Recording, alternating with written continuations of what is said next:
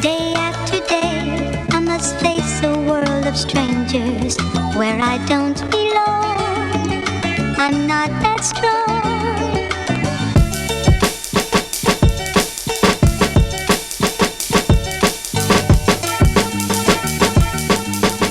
Yo, it's your boy DreSays, and welcome back to the DreSays Podcast. I'm sorry I took a month off, but we are officially back with episode 29, and I got y'all a special guest. So, you can't be fucking mad at me. I got my boy DJ Ease in the building. Yo, Ease, where you at? What's good, bro? Yo, happy to be here. I'm happy to be in the podcast, bro. It's been a minute. You've been telling me to. I fucked up in the last one, but yeah. Shit happens, bro. Shit happens. Yeah. Shit happens. I tell people that all the time because I done either bailed on some shit or not been able to make some shit I wanted to do or forgot about some shit. So like, I totally understand. Shit happens. But we got you on here. We hip hop, bro. We hip hop. Shit. Facts.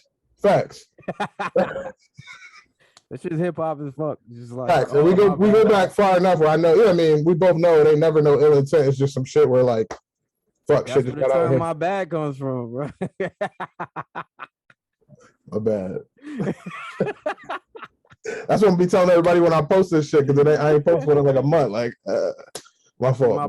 My bad episode. Right. I mean, I had other stuff going on though. I did other podcasts and shit like that. My regular life trying to get that shit together. Like, so yeah, I mean, we back though. I'm back. I got international DJs on here. Boom. We out here. Yo, I'm proud of you, bro. Proud of you, bro. Proud of me.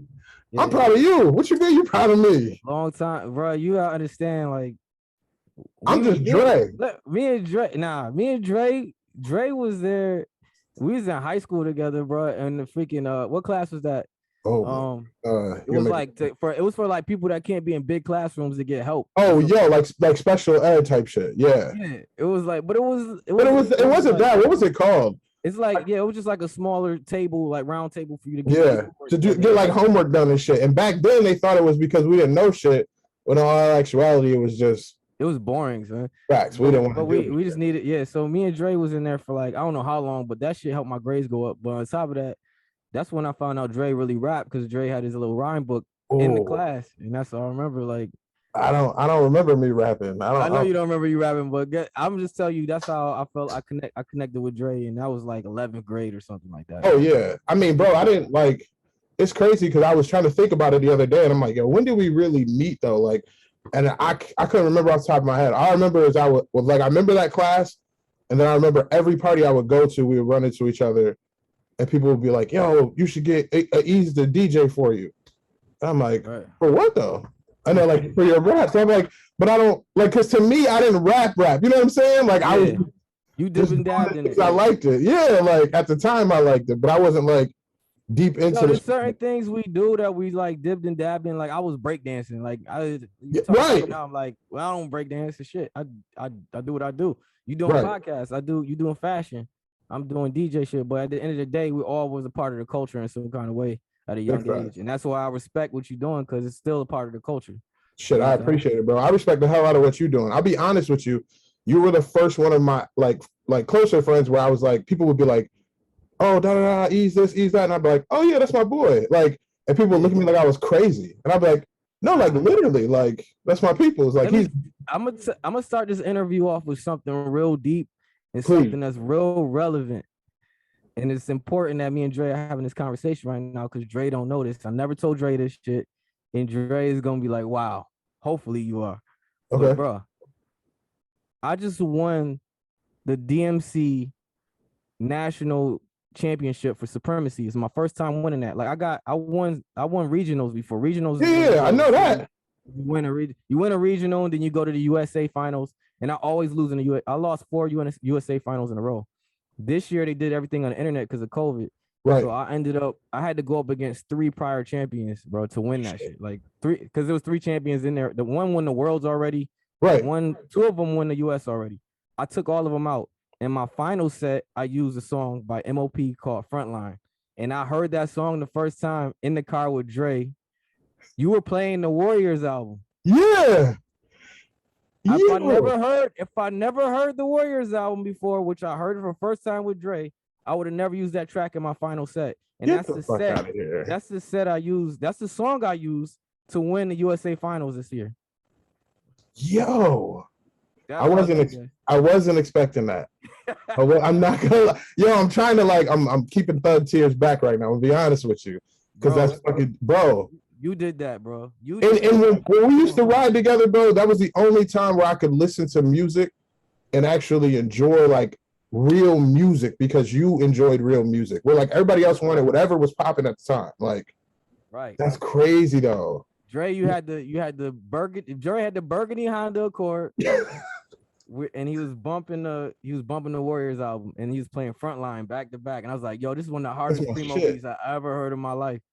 And I remember that shit. And when I came to do my set this year, because mind you, I haven't battled in 4 years. I quit battling, but I was like, it was a pandemic. I was bored. I was like, what am I gonna do next?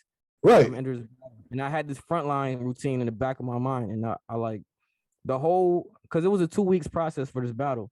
Okay. Like because I had to keep, it was rounds. Like you had to go against this DJ and this DJ. And when I got to the finals, I had that Frontline routine. I was practicing the whole 4 weeks, and I was like, and I've been meaning to tell you this for so long, bro. Dre, the first time I heard this song was with Dre, and I won the championship using the song that I heard listening to Dre. Yeah, you know, when I get off of this shit, I'm gonna go in my car and bump that motherfucker, right? On God, son. Yeah, one of my favorite tracks though, too. I didn't tell you that, and that's on my daughter. That shit is the truth. Shit, man, that's dope. Congratulations, by the way. Congratulations. Thanks, bro. Thanks for being a part of the process. Yo, hey, whatever I can do, bro. If I had a platinum plaque, I'll send you one. You know what I'm saying? Yo, man, I appreciate that. Man. I remember, because it's crazy. Like people, like I said, people would be like, yo, like, oh yeah, like Ease this, Ease. I'm like, oh yeah, that's my people's. And they'd be like, oh, you don't need. I'd be like, yo, I know Ease back when he was DJing on one turntable. I know Dre for real. Dre knows for real. Yeah, one turntable and a CD player. Right. When we said when Arlie and them used to convince me to roll up vinyl and put it in my trunk so they could go break dance at the park and shit. Like, right. Old shit, bro. Like Dre was there. How does it, but how does it feel realistically to be like, I mean, because let's be honest here, out of at least our age group and when we grew up, you are one of the people who have done great things in fucking life, bro. Like great things. And being from Rochester, I think a lot of people don't understand what that's like. Right. Like it's not simple, bro. Like it's not, but it's like something. It's like I'm glad you asking that question because that's something that a lot of art, because Rochester has hella talent. Yeah, oh yeah. So much talent in that city, but everybody hits the ceiling and then they either go down or they settle or they do whatever. They ended up doing whatever they end up doing because they get discouraged. And that's why it's important for me to go back to Rochester and talk to the youth, because the youth don't know what to do. Because you get in a group with people, you hit the ceiling, you're doing all your shows, you putting all your music out, you're on the radio, and then you're like, now what? You know what I'm saying? And it's, to answer your question, man, it feels great, but I'm like, it's still also like kind of scary because I knew what to do. It was like God, man. It was just. You ever have survivor remorse? I never had a struggle with being a DJ, man. It was like always like, okay, this is what you're gonna do. This is where you're gonna go. You're gonna move to New York. You're gonna do this. You're gonna go to Fat Beats every day. You're gonna put your mixtape in Fat Beats. You're gonna go to the front of Universal Records. You're gonna stand there and hand your CD. You're gonna hand your CD to Mike Lighty, Chris Lighty. You're gonna do all of this stuff. And it just was like effortless to me, bro. I don't know what it was, but I could say it was my intuition never failed me when it came to this DJ shit. And I could tell a lot of DJs and artists in Rochester don't understand what to do. The key to making it out is to actually leave as an artist. You have to leave Rochester. And it's not that it's just Rochester. You just got to leave your hometown sometimes. Any hometown you have, right? Leave that bitch. This don't go for everybody, but if you're a rapper, DJ, whatever, you don't always have to leave it. But I'm telling you, if you want to make it where this is your full-time job as an artist or whatever, you need to go network with other people. And the way you can do that is go on Instagram, see another artist you like from another city. They can be an independent artist. Hit them up like, yo, come to my city, or I'll come to your city. Let's do a show together. Let's work on a song together. Bring their people to your city. Go to their city, and just keep doing that. Multiple cities. Build relationships. Relationships is key. And I tell everybody this because I never had a manager before in my life. Because I networked my ass off, and I also built strong relationships. You know what I'm I was saying? gonna ask you that too. I was gonna ask you, who do you have? Because I, what I mean, I know you do like your tour flyers and all that stuff, and I was like, well, who's running everything? And I never knew if it was just you, which I figured it would be, It was me. or if it was someone else doing that. It was me. I had a lot of help when it came to my bookings. Yeah, Like I like as far as Vegas goes, like my boy DJ Jester introduced me to I know DJ Hollywood, yeah. who had the Beat Clan, and he set me up nice in Vegas and set me up nice in Atlantic City. But when you saw me on tour around across seas and all that, that was all me. I set up all my own world tours. You know, Bro, myself. that's wild. What do you think was the point where you were like, okay, yeah, this is going to be the full-time gig. There's no going to be no day job. I'm just doing this full-time and we're going to figure it out. When that was always the plan. Yeah. But yeah, that was always the plan. But like obviously I moved down to Brooklyn. Shit's expensive as hell. Right. I worked at Rite Aid. I worked at Big and Tall. I had so many day jobs, bro. I think I came down there when you was it was when you and Emilio were staying together, right? Yep, exactly. Yeah, that's why Emilio. Shout out to I just talked to Emilio yesterday. We working on the mixtape. Coming out too. But yeah, me and Emilio. I was down there before Emilio. I was down there before everybody. It was me. I moved down there. Emilio ended up being my roommate because he was like, I'm trying to get out of Rochester. Right. He moved in with me, and then Nickel Fields moved in with me. DJ Sight moved in with me, and then everybody went out. Then Emilio went and got his own place. I ended up being a roommate with Emilio and Nick there also, and everybody's putting in work. And then I had an opportunity because I kept going to Europe with Afu Ra. Right. Another story. To move to Germany, and I had my day job. My day job was fruit flowers, which is basically edible arrangements. So I was driving the truck like every day, dropping stuff off in Manhattan, Queens, Brooklyn. I was all over the city, and then I was, my friend at the time was like, "Yo, why don't you just move to Germany, bro? Every time you come out here, you got hella bookings. They're gonna book you. You from America. You play hip hop. You play the real shit. Why don't you just come out here?" I'm like, "I can do that." He's like, "Yo, mad people do it." So I was like, "You know what? This is like a 2-3 week decision. I just like packed my shit up and I moved to Berlin for a few years, and I never worked a day job ever since." That goes with what you were saying. Like some people just don't know what to do. Like you had no idea you could just move to Germany. Like and start working. You just really got to jump. I lived in Germany for 2.5 to 3 years without speaking German. That's what I'm saying. I can understand a little bit, but I was in Berlin. Berlin is like New York City. Everybody is multiple languages, multiple cultures. Yeah. The reggae scene. Everything is there. All I had to do was every 3 months go to another country, and then they restamp my passport. Then my 3 months starts all over again in Germany. So okay. So you just had to go visit. You can't stay there longer than 3 months, otherwise you in trouble. So right. I had to keep traveling. I was traveling out of the country. Now I'll meet over Afu when he had shows lined up for us, and then I'll do that. But I had to also learn how to be. That's when I learned how to be a club DJ also, because I wasn't a club DJ until I did that. You know? Okay. That's wild, bro. I forgot. Yo, I'm gonna be honest with you, bro. I forgot you moved to Germany for a little while. Yeah. Yo, check it out. This is how crazy it is. The day after I graduated high school, I moved to Brooklyn. I remember that. Yep. So I'm a teenager. I moved to Brooklyn. I'm out there. I'm on the DJ scene in New York City. I'm battling. I'm in the Bronx battling Zulu Nation battles.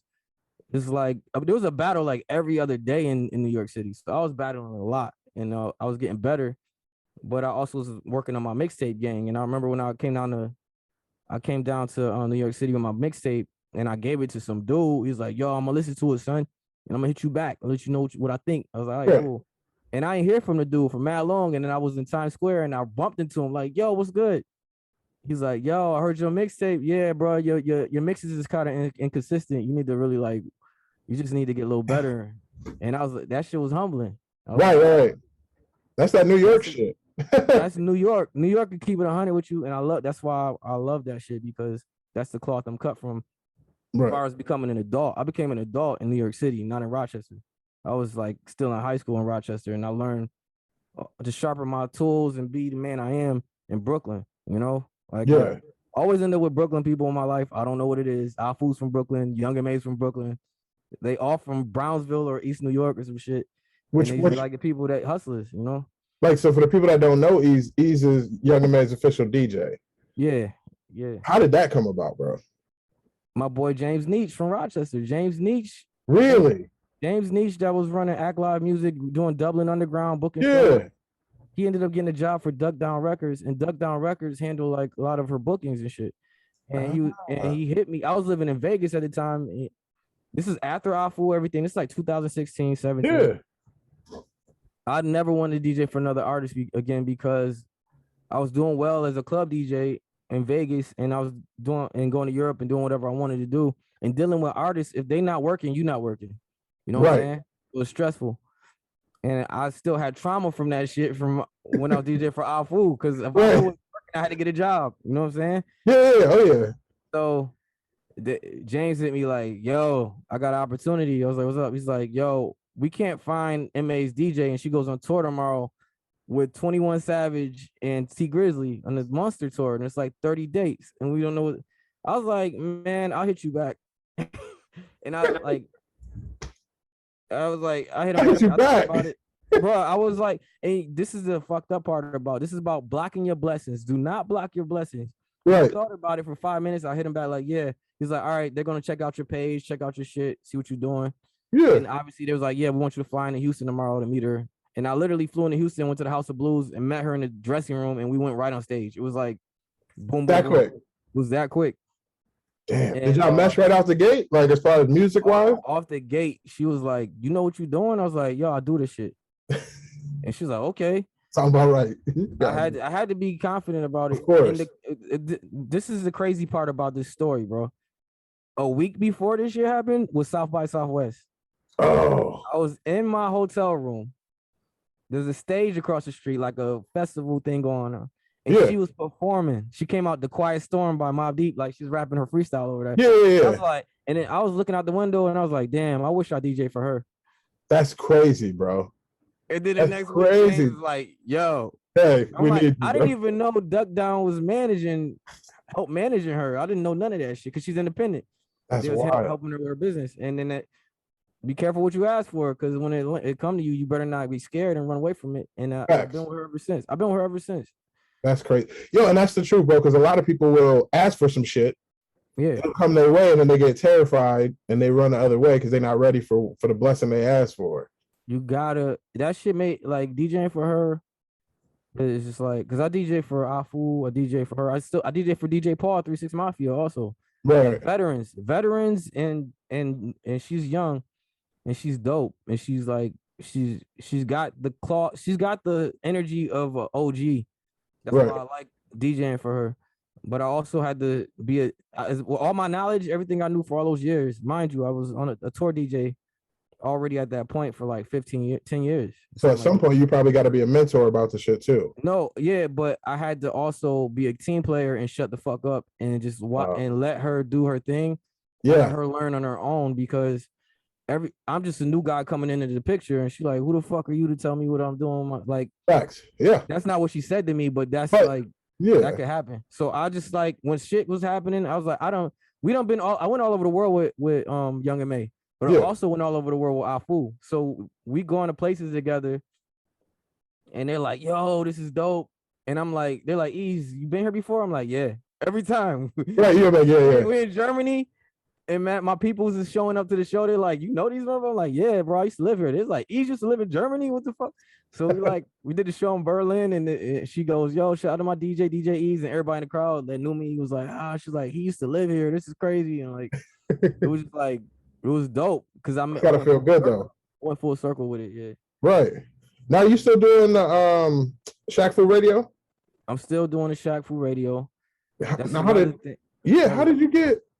I mean, I know you were in Vegas, so that's probably Check this out. How I met Shaquille O'Neal is fucking crazy. I'm on Instagram, and Shaq is on his story, like listening to Tribe Called Quest, and he's bumping. He's in selfie mode, like driving, like I commented like, yo, that's my shit, and he sent me a personal video back, like, yeah, kid, this is dope. I'm like, get the fuck out. No way, he sent me a video, and then he writes me like, yo, I want to DJ with you. I'm a fan. I'm like, what? So Shaq was commenting on my videos, telling me he loves my fucking routines. He's like, what do we got to do to DJ together? I'm like, all right. I was a resident at the Rehab in Vegas at the time. Right. And they set it up, and I ended up DJing with him twice. And DJing with Shaq was mad fun. And he was like, he fucking looked out for me, man. He was like, now I gotta ask you, can Shaq really DJ, bro? yes, Shaq been DJing since he was in college. Okay. There's photos of him with vinyl, like in the LSU, like DJ. I didn't know if he was just up there pushing buttons. Nah, that nigga could DJ. And me and him was doing 2x4 sets together in Vegas. And what's really dope about that shit is that his whole team was there. So they were like, yo, we got Shaq Fu Radio, we want to feature you. And then they gave me a guest set. And I went out to Dubai or somewhere with Young and May, and I saw an interview and somebody was like, yo, you got to utilize your contacts. And I remember Rochester people, New Yorkers in general, is always like, yeah, I know him, but I don't want to sweat him. Yeah, I don't want to be on his dick. Yeah, I don't want to do that. Bro, I got on a plane ride for like 14 hours. I wrote up a proposal to Shaq. Yeah. I sent it to Shaq. I sent it to Shaq's manager. He was like, how much money you want? I was like, this is what I'm looking for. He was like, all right, cool. And I was like, I'll send in mixes, I send in videos, and I think I've been working with Shaq for 4 years now. And that the thing that you touched on, bro, that should be so serious. Where New York niggas and Rochester, upstate, all that shit on this. I think it's an East Coast thing, bro. To be honest. Yeah, it's like I don't want to sweat them, but you got to utilize your contact. If you know celebrities, listen. Use that shit. I lived in Vegas for 6-7 years, bro. When I DJ with Shaq, it was motherfuckers there that I didn't even know lived in Vegas. Like Mike Tyson showed up. Son. Mike Tyson walked on stage. Like I'm like, damn, Mike Tyson lives in Vegas. I forgot. And because I brought Shaq there, Mike Tyson showed up, Floyd showed up, like all these celebrities just was in the building. I was like, yo, this is dope. And this is because he contacted me. And on top of that, when he was there, he met my boy Bayati. Bayati is now Shaq's manager. Wow. Damn, like bro. He's everywhere with Shaq. He's producing for Shaq. He's his tour manager. He's doing everything for Shaq. And Shaq is like, and that's like I'm saying, like I'm just a piece of the puzzle, bro, for a lot of things that's happening. You know what I'm saying? And I think there's a difference between sweating and using somebody and using your contacts. You know what I'm saying? Like, and I think you gotta utilize your contacts, bro. Exactly. You have to. That's how you make it. Like everybody's story starts with, oh, I ran into this celebrity, or the Luther Vandross lied about being Dionne Warwick's fucking brother or some shit. Yeah. And he was like you, and he met her, and he utilized that shit how he could, but he did the fake it till you make it thing. But you don't gotta always do it like that. Like there's other people with the same story of like Sean Kingston was on MySpace writing the shit out of JR, who's one of the most and like pop producers, and JR listened to his shit, and because he did that, he ended up a star. Especially now with social media, bro, everybody should be utilizing the hell out of it. If you got to reach out to people, and if you too afraid to seem like you sweating somebody or you too thirsty to get, you really don't want to get your shit done. Listen, I'm living proof. Shaquille O'Neal, the NBA, the how many championships he got? 4 championships? I think 4. Yeah, 4 or 5. 4 times. Yeah, 4 or 5 time world NBA champion. Has the most endorsements out of anybody on the planet. Period. Never spent any NBA money in his damn life. Right.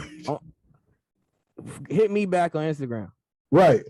And I'm telling you, and I'm from Rochester, and I'm telling y'all, it's living proof that this shit. And then me and my brother did a track for him. He posted it on his Instagram. His motherfucker had like 11 million followers. Yeah, I seen that. That shit was dope, bro. We shot that in Rochester at Matt's house. Okay. Italy on the lake. Like, so I know you had said earlier that you try to come back and talk to the youth about their stuff. Like, in what capacity were you talking about? Oh, I haven't done it yet, but that's my next goal. Is okay. Obviously, school's been out. Yeah. There's been no school. It's been like a lot of youth programs are not happening because of COVID. But when things get back to a space, it's very important for me to do that, because I feel like a lot of us get stuck and we don't know what to do. And and I need to be the one to tell them, like, yo, just go. Like, you guys be on the internet talking shit and doing all this other stuff.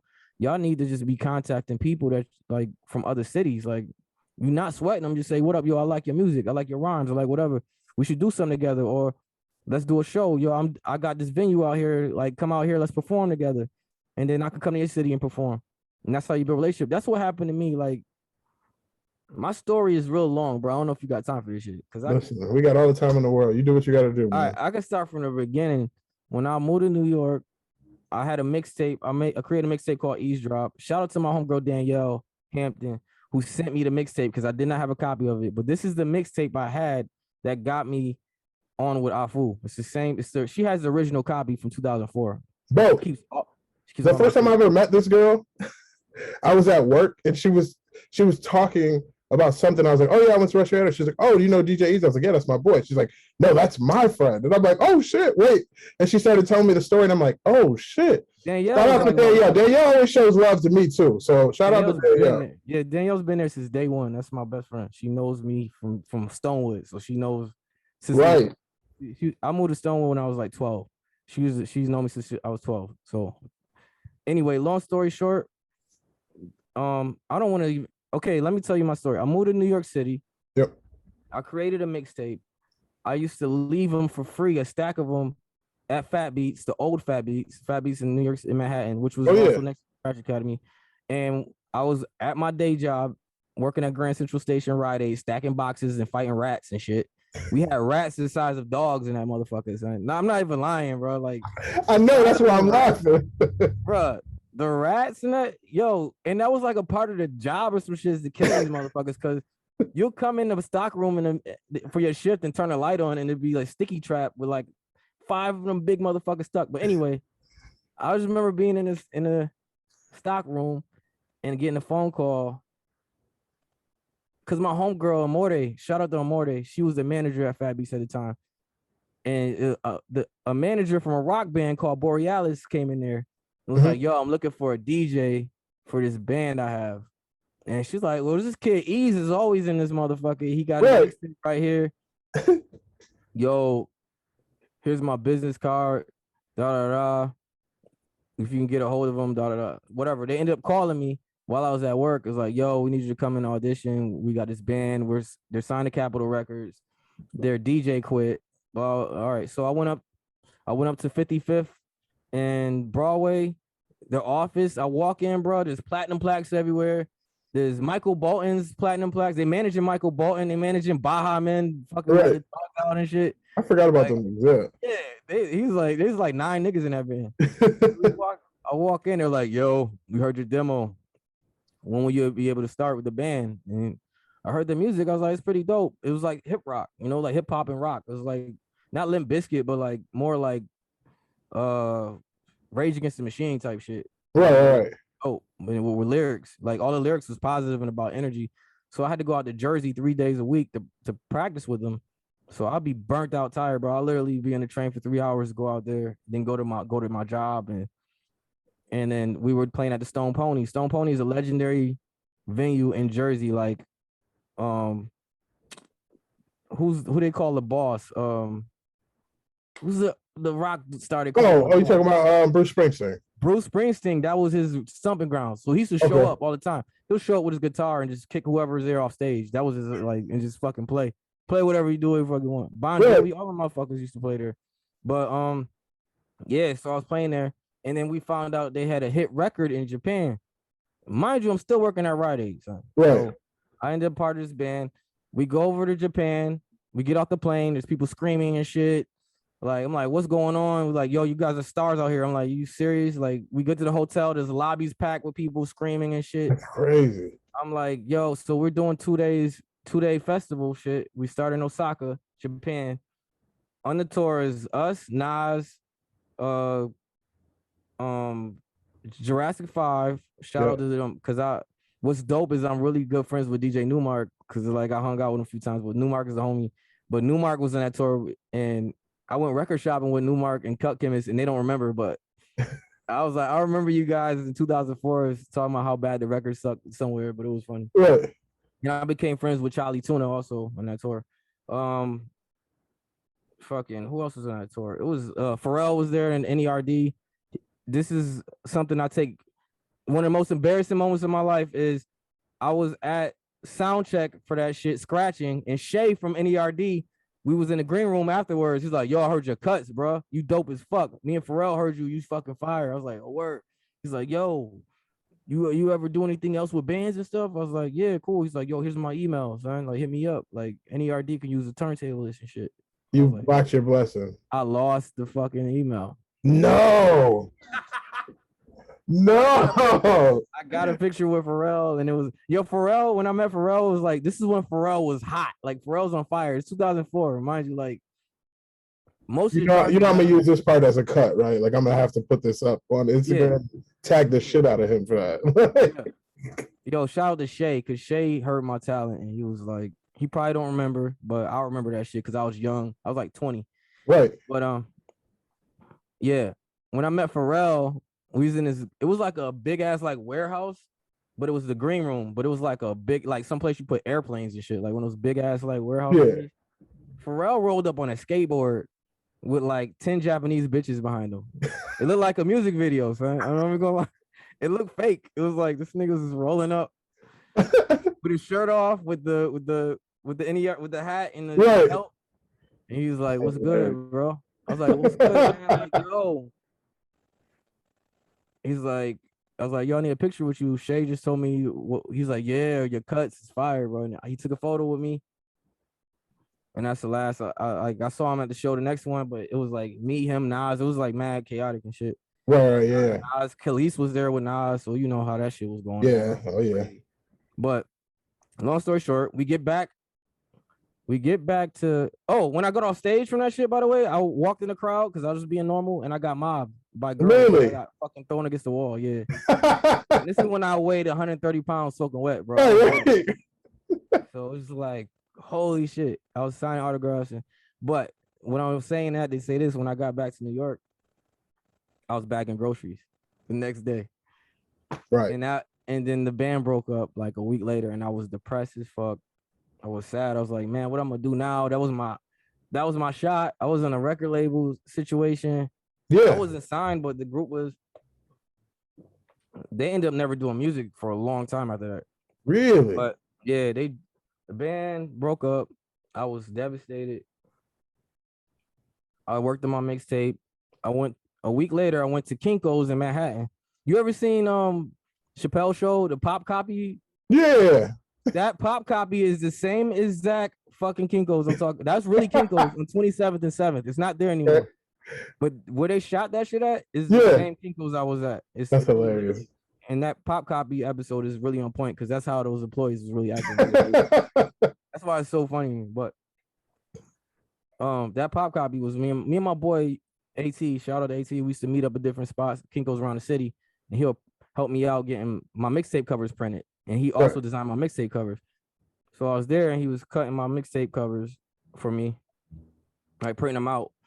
And I was chilling and some dude come up to me with dreads. And he's like, "Yo, do you know how I could print this, bro?" And I looked at the CD and it said Afu Ra. I'm like, yo, you Afu. I was listening to you all through high school and shit. He's like, yeah, bro, I got to get these printed up. I'm about to go to Switzerland. And I was like, I'll ask somebody to help you, whatever, brother, whatever. Yeah. And I was printing up my CD, so I handed him my CD. He's like, "Yo, I'm looking for a DJ. I'm gonna go to Switzerland. I'm gonna listen to your shit when I get back. If I like your shit, I'm gonna hit you when I get back." Get the fuck. One door closes, another door opens. No way. Afu gets back. He comes to my crib in Brooklyn. He's like, "Yo, what you doing in next month?" I was like, "I got a job, but fuck that job." He's like, "Yeah, yo, we going on tour with Spectre Deck and Planet Asia for like 40 days. I was like, dope. Right, I'm in. Yeah. That's wild. And I say that to say this, that opportunity also with that band, I never had a passport before. That band, the Capitol Records, bought my passport. My first passport, Capitol Records got that shit done in the same day. The motherfuckers gangster. I was able to go on the road with Afu on my passport because of the opportunity I had with that band. Like a lot of that shit helped me. Like going on the road, I knew what to do with the situation with Afu because of that. Gotcha. But Afu didn't have a manager. Afu did everything on his own. He paid me my show money. He booked our flights. He booked everything. Our buses, trains. He was doing all of that shit by himself. You know what I'm saying? So that's how I learned. For 4 years, I was learning from him. But when the tour stopped, I had to get a job all the time. I was like, and then I was going to Germany a lot. So when I was in Germany, I was going to the clubs, and I was like, these DJs are like killing this shit. And long story short, it ain't even long story short. It's short. This story long as fuck, bro. I ain't gonna lie. So what do you like more though? Do you like club DJing more, or you like tour DJing? I know battling is like where your heart is at, but like I don't even know. I don't even want to say. I want to say that battling is more of my like. That's my base. Right. What I do. I like party rocking. I love party rocking. I don't like the clubs. I like doing parties, like intimate shit. Parties. Wait, are you still doing parties? I like doing parties and doing clubs. Yeah, I still do parties. Like some people be like, "Yo, I'm doing a special party." Yeah. And they'll book me for a party, and I like doing parties because parties is more open minded. Clubs is like bottles and all this other bullshit. I don't like. Right. But yeah. So when I was out there, this is before Serato, before laptops and shit. I was carrying vinyl around, and I was at a club with my boy Piso. Shout out to Piso, my boy Piso. He from Buffalo, but he lived in New York, Brooklyn, and shit. And me and him I brought him out there with me because I made up a little tour and I went out there, and we went to a club. We went to a club called the Qdorf in Brooklyn. I'm not in Brooklyn, in Berlin, Germany. Berlin, Germany is a spot called Qdorf. And there was a DJ battle going on in the club, but it was like a party rock battle. So they had a DJ on one side and a DJ on the other side. And it was like 20-minute sets. Oh. And it was this one dude just fucking, he was throwing in cuts. If he had the real record, he played the real record. He played Serato. He was destroying every DJ they put in front of him. He was fucking destroying them. I was like, I gotta meet this dude. Right. He came off. I was like, yo, you dope as fuck. My name's DJ Ease. He like, hey, my name's SK83. My English is horrible. I want to come to America. I was like, say less. So I brought him to the States and he fucking booked. He showed me a lot. He booked me around Germany, but he also helped me with like programming, how to rock the crowd using different type of styles of records and shit. He was doing some shit I never really I knew about, but I never seen it done. And he was big on like DJ AM and dudes like that was doing multiple mixing shit. But organizing my music, I learned that from SK. SK is also a Red Bull world champion. 2014, he won the world championship. Oh shit. Okay. And everybody knows him from that, but people don't know, like prior to that, years before that, this 2006 I'm talking about. Me and him was friends. Like we was together every day in Germany, like hanging out. When I came to his city, we would just be chilling and building and shit and talking about equipment and doing like programming and all that shit. And he came to Rochester. He slept on my mom's couch. That's like fucking.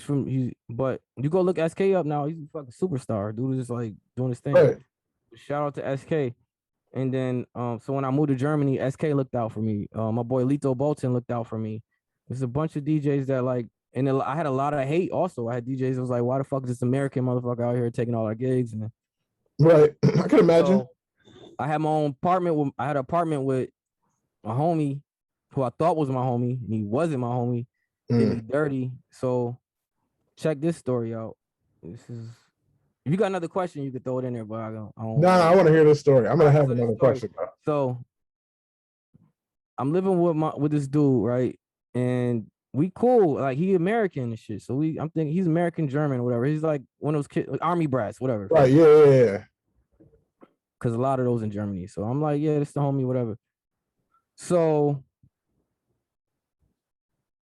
I have to go DJ in Spain, and then I fly from Spain to Miami to DJ on Royal Caribbean Cruise Lines. Because this is when I was getting booked to DJ on the Royal Caribbean Cruises through Scratch Academy. Yeah, I remember that. Yep. I leave Germany in the morning. I go to Spain. I'm on the train that takes you from the airport to the city center. And I'm like tired as hell. I was like, early, I'm just leaning against the wall and I got my luggage and my backpack. Some girl comes over to me and just leans against me. And I'm like, what the fuck? Because the train was kind of packed, but I'm like, this shorty is like on me. She's like, her head was on my fucking chest. I'm like, what's going on? And then I feel a dude come around me with his hand and he grabbed my passport, my wallet. No way. I caught him. I was like, yo, what the fuck you doing? And the door's open. He runs off the train. That's my passport, all my euros, my money and stuff. I pushed the girl. I had to leave my luggage on the train. So his other boys grabbed my luggage. Yeah. My laptop, all my clothes is in there. Chase after the dude, which they told me was crazy to do because they'll stab you, but I ain't give a fuck. I was yelling in English, so they was scared the shit out of them. They dropped all my shit. Oh, okay. I still had my backpack on, which had my laptop in there, but the laptop I had in my backpack was my production laptop, not my DJ laptop. Like a DJ laptop, DJ laptop was in my luggage. Damn. And I had a DJ that night. I get to the club that night because I'm also texting the promoter for like a week and he's not responding. I'm like, what the fuck? So I get to the club and the owner is like, oh, we fired that dude. We don't even know where he is. Oh, we don't know. We didn't know you were coming. Huh. I'm like, what? They was like, yeah, sorry. I'm gonna still let you DJ and I'm gonna pay you, but we didn't even know nothing about you coming here. That dude got fired like 1-2 weeks ago. I'm like, now that's why I know he wasn't answering me. But I stayed in a hostel, which was weird. I didn't stay in a hotel and I DJ'd that shit. Long story short, I go to fucking I have no clothes because remember my luggage got stolen. Because your luggage got stolen. Yeah. I had to go to Florida with no clothes. Miami and like shop, get a little shit here and there. I did a whole month and I do a whole month in the cruise. Okay. And then I go to go back home and one of my homies like, yo, this dude dipped out, that your roommate dipped out and all your shit is gone. Like, the fuck? I'm like, what do you mean? He's like, yeah. I went over there and shit. And then I was like, nah, I don't believe that. So I went back out there. And I talked to the landlord. It was like, yeah, the government came and took everything because he hasn't paid the rent in 5 months. And you were giving him money for the rent? I was sending him money. He wasn't paying it. And this is cheap, bro. Like, my rent was like 200 euros. Like, it was like, because like out there was US? a fucking 20-foot high ceiling with a balcony, all that shit in Berlin for nothing back then. Like 500 euros, you be living like a king. Right. He wasn't paying the rent and he dipped out, went to the UK. I see him on this is during MySpace. So I'm commenting on his wall on MySpace, like, yo, what the fuck? Da, da, da. Yeah. He's like seeing my posts, seeing my messages, ignoring me for months, nothing. So I have no home to go back to in Berlin. Right. Where I end up, this is 2009. I end up on my mom's couch in Henrietta. That's when you came back. I remember. Okay, I didn't know that all that happened, but I know you had came back for a little while. I had to. Crazy, I had no fucking choice.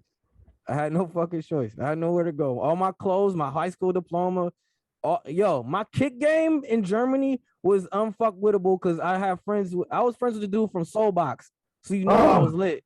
Right. Yeah. And when Soulbox lost their contract with Nike, he sold me all their dunks. I had everything, bro. My collection was stupid. So wait, the government took all the stuff? The government comes in. When you don't pay your shit out there, they don't give you bad credit. They fucking take shit. They come in your house, take your TV.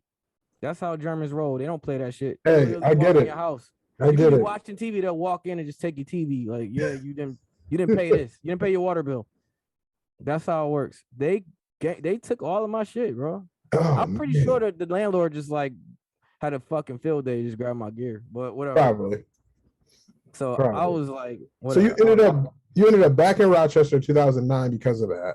Yeah, end of 2009, I ended up back on my mom's couch. Right. And this is the sad part. Nobody in Rochester knew who the fuck I was as a DJ, except my friends. I left after high school. Right. So they didn't know your ability until, damn, bro. I didn't even think about that. Not even that. The club scene in Rochester didn't know who I was. Anywhere I could make money in that city, nobody knew who I was. I was starting from scratch. That's the crazy part, because when you came back and people were like, yo, Ease is back. And I was like, why the hell is this nigga back here? So I didn't know the backstory, so I had no idea. But then people were like, yo, he's gonna be going to this club. And those were the only nights I would go out. Because I knew you as a DJ, like, yo, this shit is gonna be dope. Like, we're gonna have a great night. Yeah, and this is why I big up Oz. So Oz used to hit me. Oz was the one that was like, yo, I want to book you at Soho. They racist as fuck down on East Avenue. Like, mind you, I was trying to get booked on St. Paul with like Wiz and them dudes, but nobody was. Shout out to Wiz and shout out to everybody. There's no problems with them, but nobody was trying to put me in any buildings down on St. Paul. And that's where all the brothers was at. That's where all the black people was at. And it's tough, to be honest with you, in this city, especially for that I've seen. It's tough if you're not in that niche. Like, it's nothing personal. They just very everybody's very cliquey, like, so like territorial, right? And because they don't want someone to come in and take what's theirs. We're not that big of a city. Like, I call it a big little city because there's a lot of land, but like as far as opportunities and stuff like that, like, it's small. Like, there's a lot of talented people here, so it's hard to like get gigs for everybody. So like if you're not in that inner circle or like you ain't clicked up with some of the people who are doing all of it, it's hard to get those. Yeah, and that's like very understandable. Like I understand, like you work for a bunch of shit. You're not just gonna let some little nigga come in and just take all your shit. But that's not what I was asking for. I was asking for opportunity. But he's like, basically the black DJ community turned their back on me and was like, "We're not helping you, bro. Like, oh, we don't even know you like that. To be honest with you, we know you. Remember you battling when you was a little nigga before you left. Right. Whatever. We don't know you in the club. We don't know how you DJ in the club. We don't know shit. Which is it's cool. I understand, but." Fucking Oz believed in me. He was like, "Yo, I'm gonna put you at Soho nightclub. I'm gonna put you at Soho nightclub." And they racist as fuck. They don't book black DJs and and this is gonna happen. I was like, I don't give a fuck. Put me in there. Right. I fucking went in there. I destroyed that shit. I remember shout outs because I remember Ronnie Davis was like bitching because nobody was buying any goddamn drinks because everybody was dancing. Yeah. Yeah. By the end of the night, he was standing on the bar pouring people drinks and shit because he was like, this dude is amazing. Like, what the fuck? Facts. Right. Yeah. And that was the beginning. And then I remember going across the street when Six was there. Remember Club 6? Oh yeah. Wherever that fucking Anchor Bar shit is right now. That's where we did my birthday party, and when me and Real first got together, we did the glow in the dark t-shirts. Wow. And you DJ'd that party. There's so many transitions with East Avenue. It's crazy. But I went over to Club 6 at the time. There's some tall ass DJ in there with a New York Yankees jersey on, fitted hat backwards. And I'm like, what's good, man? I'm DJ Ease. And this is my move back then was, yo, if you can get me booked down here, I'll get you booked in Germany or Europe. And people are like, Europe, what the fuck? You telling somebody in Rochester you're gonna book them over Europe, right?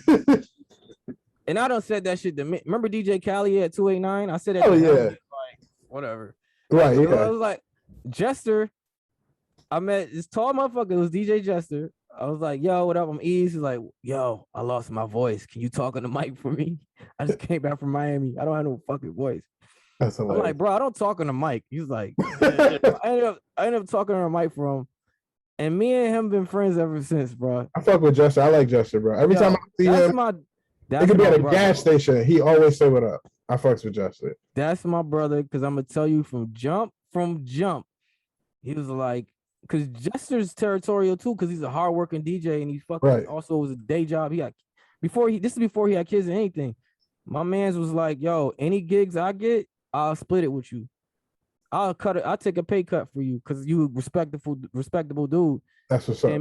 And he helped put me on. And there was a lot of times like, we don't want Ease here because he's a hood DJ. I was never a hood DJ, bro.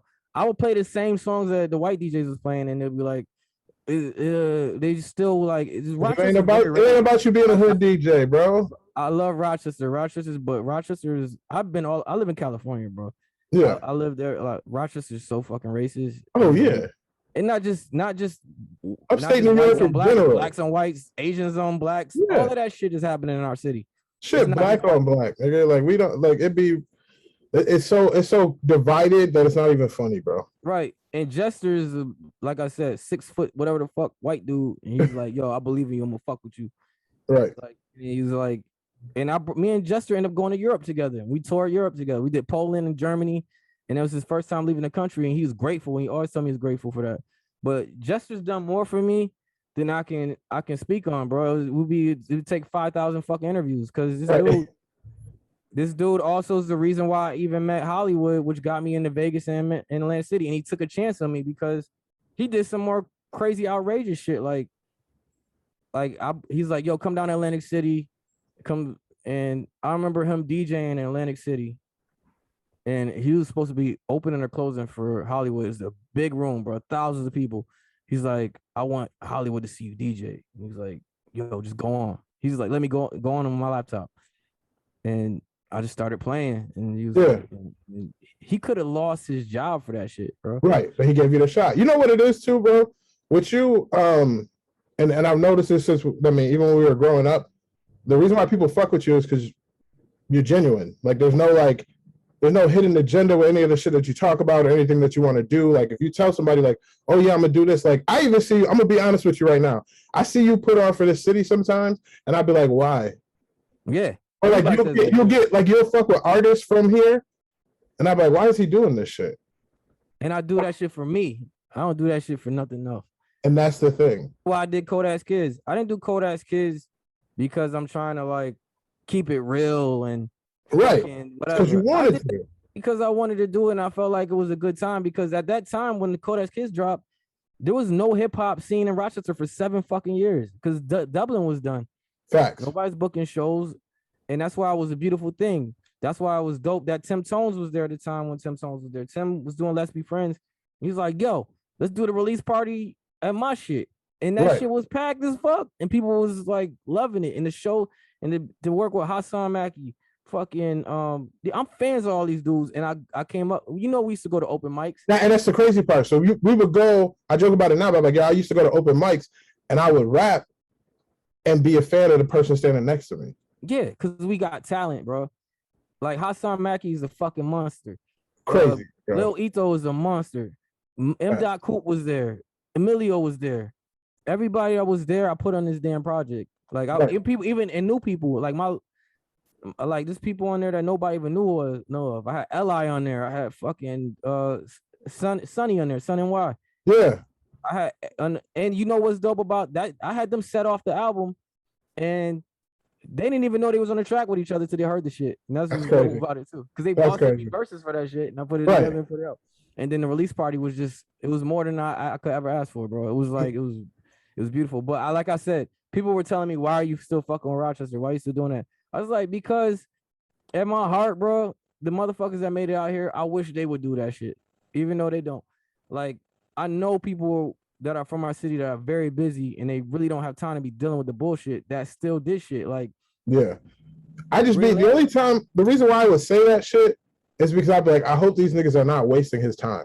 Right. Now that you tell me you did it because you want to, I get it. I wanted to do that shit, and I was happy and I was proud, and I was like, it made me happy to see everybody on stage performing these songs, and like nobody knew they was performing to the day of. I was like, everybody, I want y'all to all be there, and I'm like, oh yeah, y'all performing. Everybody's performing. If you did a track on the album, I don't care if you remember the words. Your ass is performing, and it was just dope. And then people were getting on stage with each other that never met in their life because I was putting them on songs together. Oh, okay. On stage for the first time, like, oh shit, I'm on a track with this nigga, like, yo, like, they don't even know each other, you know. I worked with Golden for the first time. I produced that whole album. Most of the album I produced in Vegas, but I also produced it on airplanes. I was in Germany. I was on trains. Is production kind of like is production what you want to do after, like, traveling and DJing, and like, is that the plan? Production is what I want to do right now, and that's what right I'm doing. now. That's so what's the retirement plan? Like, I just want to put out records. I want to put out records, but I'm going to do something different and groundbreaking, and that's what I'm working on right now. I'm working on something very different, very experimental. Okay. Not some just boom bap hip hop shit, but like something like that's musical. I could do at festivals. I can play all over the world, and I'm brainstorming right now. I don't have any gigs for 2 weeks because I'm just sitting here doing production shit. I might drop a DJ routine here and there. Like I did a Donda routine yesterday. I dropped that shit. Yep, I saw that. That shit was fire. Thanks, bro. Like, it was just like a little something. I redid the drums on that shit, and I just like, all right, I'm gonna do this. I do shit for the culture sometimes. I just do it because I can, and a lot of people like seeing me do that stuff. But my heart is in production. I want to produce music. I want to make a living off of it. You one of the few people to ever get me to record some shit, so. Bro, and you delivered.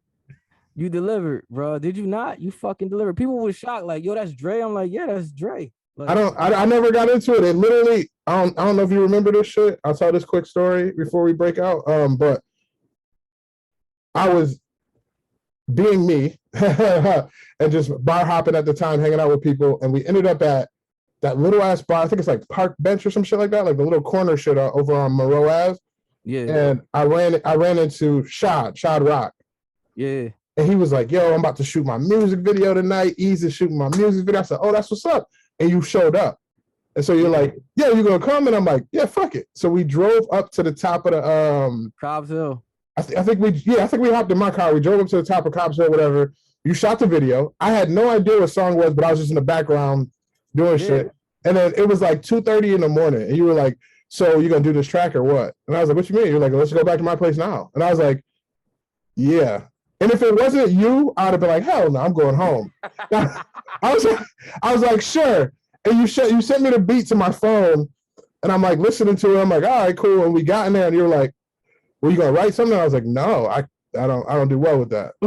So you just punched me in through the whole shit. And I was like, at the end of it, I was like, "Yeah, that was the first time I've ever like actually recorded some shit." I ended up doing an album later with another kid, my man Josh, who again, he's like you, so he's very gifted, and I fucks with him because he's real at all times. He don't bullshit me. So we did an album real quick. We did that shit in like 2-3 weeks, like 12 tracks. But I haven't recorded since then. Oh, shit. You were the first one to get me recorded some shit. And you're right. I deliver. I like this shit. Yeah, you supposed to. Still hits me like. Foremost, it's supposed to be fun. You gotta remember that shit. It's not a job, and so what the fuck? What if it goes platinum? So the fuck? What if it does? You're supposed to be fun, and that's what I did. That's why I was like, yo. If I have a project, I want all my friends on that shit that I know can rap, but also want to have fun with this shit. So when we on stage with this shit, it's fun. You can enjoy it. It's like, cause I see it, man. Like when I met MA, I just joined her and her crew. I was with Red Life. It was like 20 motherfuckers like on tour with us, and like literally the day after my first show with her, it was her birthday. Oh wow! So she booked out a boat. A yacht like on the water out there in Texas somewhere, and we was like on the water, and we playing all her music, and she had a freestyle over some Jay-Z beat, and she never released it. That shit was so fire, bro. They had the cameras out, her friends had a camera, and she was rapping, and they was saying her lyrics like in the background. It was ad-libbing her shit, and I'm like, I never even heard this shit before, but it was just like that reminded me of like when we was coming up, like everybody was doing shit. When we be in the car, outside of the car playing our shit, everybody be reciting each other's words. Just driving around rapping. Or just like when you with your homies and they got your back and shit. It just reminded me of that. And that's what I get at when I'm like, yo, I know Dre for real.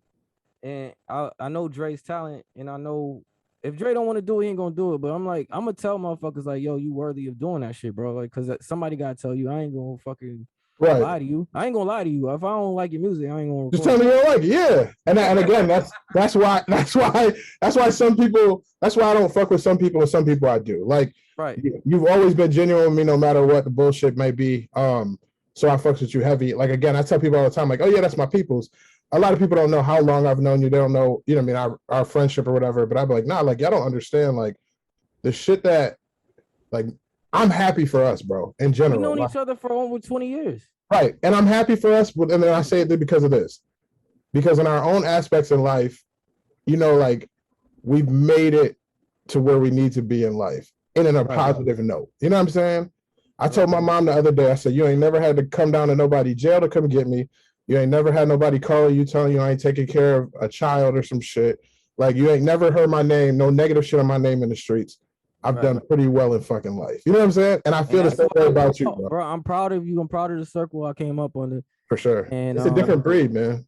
It's different. And it's like, yeah, I grew up in the 19th ward, but I moved to Henrietta when I was 12. And I got it's friends I had, and shout out to everybody that know me, because I fuck with everybody that's doing their thing. And the people that got problems with me, you know who the fuck you are. I don't really care.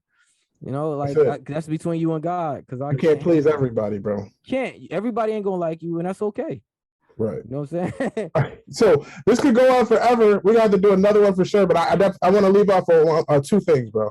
One, what you got coming up, project wise? I'm working on a project with Emilio Rojas. We just dropped the Black Goku shit with my brother Trap Gang Nino. Look out for the album. We already started working on the album when he was out here. My brother came out here for a few months. We worked on this album. Okay. Who else? I got some other shit brewing. Oh yeah, the rapper release party with Benny the Butcher. So, on the 11th. September 11th. I will be in Rochester for that. Shout out to my man Sos. I know Sos for a long time, and to see him come out of his situations and get back to work, I love seeing that shit from a young brother from Rochester, and he's utilizing his contacts. Right. He's doing what he's supposed to do. Bro, I got the call from the homie, like, yo, can you do a little promo thing? I was like, of course. Like, it doesn't, again, utilizing your context. I'm like, yeah, okay, I'll use my little platform, my little small platform to put it out there for you. Quentin just hit me up about going to it too.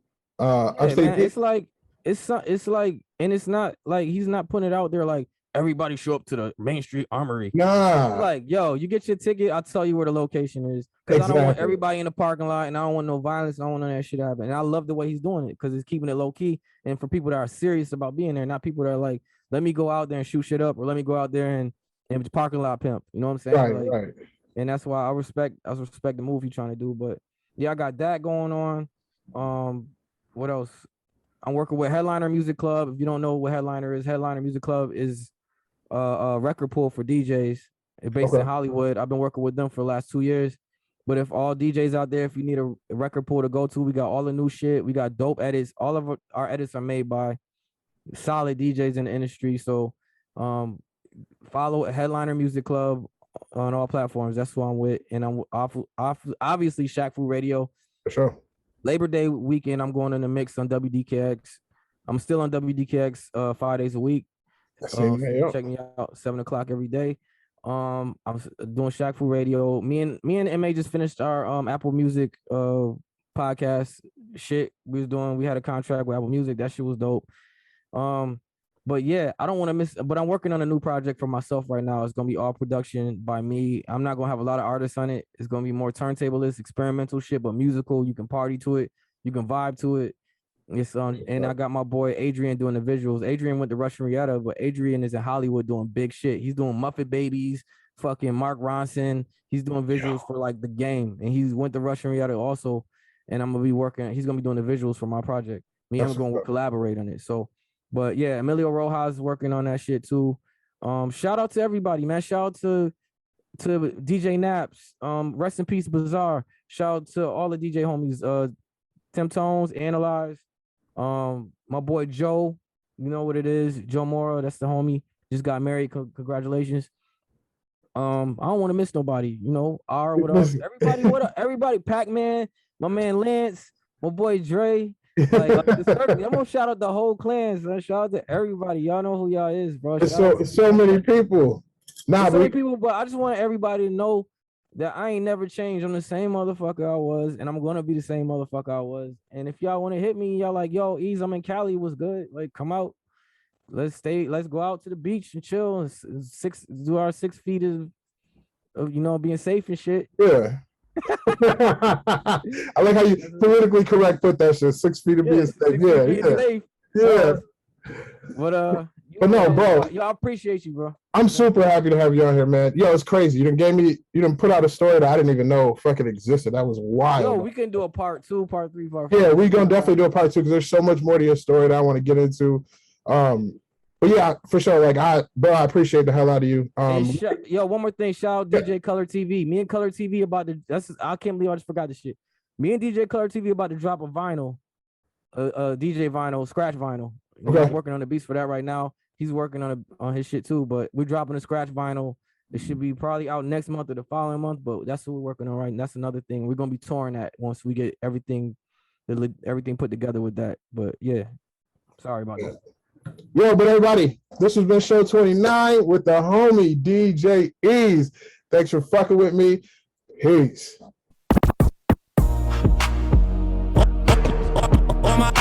Grinding all my life. All my life. Grinding all my life. Grinding. Hustle. Grinding, hustle, grinding all my life. All my life. All my life. My life. All my life. Grinding all my life. All my life. All my life. All my life. Grinding all my life. Grinding all my life. Grinding all my life. Grinding on my grinding on my grinding on my grinding on my grinding on my grinding on my grinding on my grinding on my grinding grinding on my grinding on my grinding grinding on my grinding on my grinding grinding grinding grinding grinding grinding grinding grinding grinding on my life. Day after day, I must face a world of strangers where I don't belong. I'm not that strong.